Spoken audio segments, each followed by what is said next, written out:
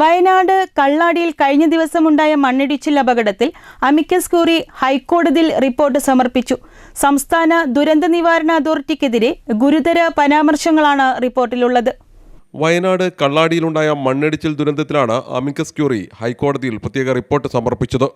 സംസ്ഥാന ദുരന്ത നിവാരണ അതോറിറ്റി ഉത്തരവാദിത്തത്തിൽ നിന്ന് ഒഴിഞ്ഞുമാറിയെന്ന റിപ്പോർട്ടിൽ രൂക്ഷ വിമർശനമുണ്ട്. ഉദ്യോഗസ്ഥർക്കും കരാർ കമ്പനിക്കുമെതിരെ ക്രിമിനൽ നടപടി ഉൾപ്പെടെ സ്വീകരിക്കണമെന്നും ശുപാർശ ചെയ്തിട്ടുണ്ട്. വയനാട് ദുരന്തവുമായി ബന്ധപ്പെട്ട് ഹൈക്കോടതി ഡിവിഷൻ ബെഞ്ച് സ്വമേധയാ എടുത്ത കേസിലായിരുന്നു അമിക്കസ് ക്യൂറി റിപ്പോർട്ട് നൽകിയത്.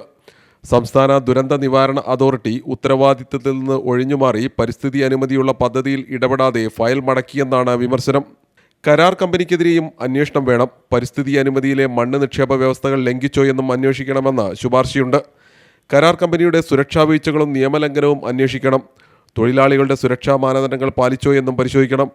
ടണൽ നിർമ്മാണം സ്വതന്ത്ര സുരക്ഷാ ഓഡിറ്റ് പൂർത്തിയാകുന്നതുവരെ നിർത്തിവെക്കാനും ശുപാർശ ചെയ്തിട്ടുണ്ട്. CTV പ്രാദേശിക വാർത്ത, താമരശ്ശേരി.